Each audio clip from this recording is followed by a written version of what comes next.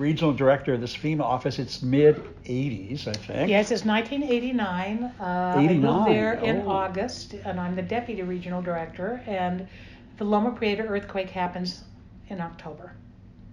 And then we proceed to have a presidentially declared disaster, an average of every 30 days for my tenure in my region, which was California, Arizona, Nevada, Hawaii, all of the Pacific territories, Samoa, Guam, all of that. And but I was still on the Lambda board, and by now I'm co-chair of the board. Yes. And that's where we met. I was the Laguna Beach board member, and you were the San Francisco board member. Although, was I in San Francisco, or was I then still in D.C.? I can't remember. I think you were in San Francisco because we were both Californians, and I. Oh, all right. I was so impressed with you. I said, I am John Duran. I'm a young lawyer from Orange County, and I don't know anything about feminism. And what can you tell me? And you gave me a list of books. You gave me a list of books to go read, which I did. One was The Well of Loneliness. I remember that. I don't remember the other two. Oh, God. I'm sure I must have given you Sisterhood is Powerful. Yes, that was probably it. And I went and read them. I thought, I love this woman. She's amazing. Yeah, this would have been the 80s. So it would have. And so time went on, and but I still, had this idea, someday I'm going to work for the movement. And one day, I got a call from a consultant that Lambda Legal was using, a woman named Deborah Johnson, who had been on the center board. And she called me and she said, Lorri, I know you want to work for the movement. There's a job opening in LA, and it's got your name written all over it. And my first response was, like any good San Franciscan, LA? What am I going to do in Los Angeles? Because, the San Franciscans do not like LA. I know. And they don't know us. Yeah, provincialists. They're very provincial. Absolutely. So I started looking into it, and to make a long story short, the board hired me, and one of the reasons they hired me, there were activists who applied who were far better known than I. But by then, none of them could compete with my resume. Right. Because I had been managing, FEMA. billions of dollars of disaster money, thousands of employees. Yes. And so, thank God I got the job. When I first came to the LA Center, it was on Highland. It was one big room. That's where I interviewed. Oh my goodness. And I think Steve Schulte was the executive director who went on to become a member of the West Hollywood Council. Yeah. And I remember there were 2 phones, STD lines. That was it, and pamphlets and books. No aids, no legal anything, no legal clinic, nothing. And then Tori came in. And Eric Rofus in between. Oh, that's right. The late Eric Rofus came in after, and then Tori Osborne. Yeah.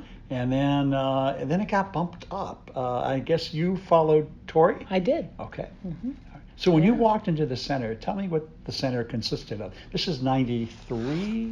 93. Yeah. Well, first of all, I interviewed in that old building that you're talking about, which was a renovated motel. Yeah, that's right. And it was a dump. It was a dump. I tell people this. They don't believe me. Absolutely. And yet, it was the best LGBT center that existed in the country. Mm. And I looked at it, and I thought, oh, my parents are going to have a heart attack. What was the budget back then? Do you remember? It was a little under $8 million. Okay. And it was about 125 staff or so. Okay. And then they took me over and they showed me the new building that they were renovating. The old IRS building that they had gutted. And I looked at that and I thought, oh my God, there is nothing like this anywhere in the world. I've got to be a part of it. And one building, there was actually one little clinic in West Hollywood that had been the county's that we had taken over. Ron Stone Clinic. But then got moved into the new building. So we had one building. We were helping about between 3,000 and 4,000 client visits a month then. This is the height of the AIDS epidemic. Is there a lot of HIV and AIDS? Is that? Oh yeah, those were for sure the most costly programs. And HIV was the number 1 cause of death among adults in the United States when I started. Mm. And so there was a lot to do. The center was raising, excluding capital dollars, because they just finished that capital campaign that Ed Gould ran. They were raising under $1 million a year privately. Wow. So today, fast forward. I was just going to ask, lo what these is the many center's years, budget today and how many staff people today? $155 million. $155 million Yes. annual budget? 10 locations, 800 staff. And pre-COVID, it's weird now in COVID, but pre-COVID, we were serving well over 50,000 client visits a month. Largest LGBT center in the world. Largest LGBT organization of any kind in the world. In the world. I'm going to guess one of the largest nonprofit organizations possibly in the country or the world also. That's a huge budget. We're in the very, in the 95th percentile. We're probably more like in the 98th percentile of size. But yeah, it's pretty amazing. And it's a testament to Los Angeles. LA never gets the credit for building its queer institutions or being leaders in the movement. It's always New York or San Francisco. New York and Stonewall, San Francisco and look Harvey what LA has done. Right. No one has done. Right. MECLA got started here, the first LGBT PAC. The Advocate got started here, the One Institute, Harry Hay, the Mattachine Society, on and on, LA, and we never get our due. But I have to ask something, because see, now you've hit upon a lot of connecting dots. You were the head in high school, you were the head of, what was it again? You were the head of in high school, you said? Or college maybe it was? In high school, I was the editor of the newspaper. Editor of the newspaper. Then you're the head of Gay Activists Alliance in D.C., and you continually find yourself chairing or leading or heading things up throughout your entire life. What is behind that? That doesn't just come naturally to people. How does a little farm... sounds so silly, farm girl from Arizona, end up with this gusto, this dynamic, this leadership quality? Well, I actually think a lot of it does come naturally.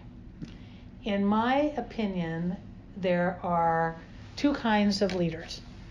There are those who are sort of born that way, and they learn how to cultivate those skills and who from young ages are recognized as achievers and leaders. This sounds very immodest, but that's my path. And then there are others who aren't necessarily naturally inclined to that, but they're thrown into circumstances where they must rise to the occasion, and they learn.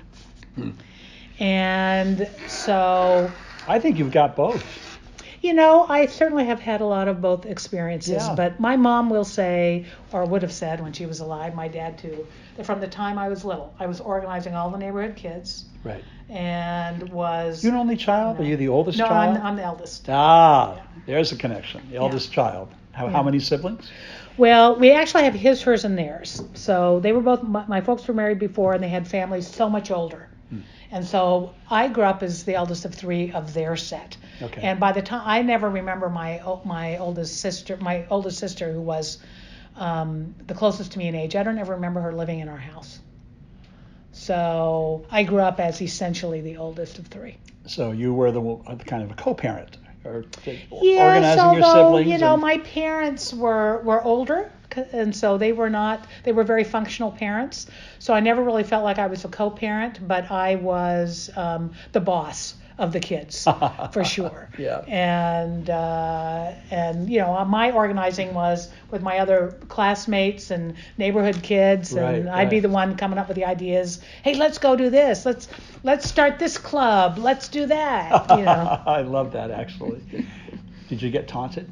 Called a butch dyke or queer anything on the playground? No, because that was not in people's consciousness in my rural school. The worst thing that happened to me in high school is there was this one guy who used to always say, "You walk like a man." And I suppose if he'd known better, he would have been calling me a dyke. If he'd had that consciousness. If he had the consciousness. But he didn't. He just knew I'm not fitting a gender stereotype here. So I didn't start getting harassed about being a lesbian until I was out and in Washington, D.C. Whether that was once we filed the lawsuit, then I got harassed by students. And then, on the streets in Washington, I had instances where I'd be with other women and we'd be yelled at or bottles thrown at us, or one time people chasing us, guys chasing us and, threatening.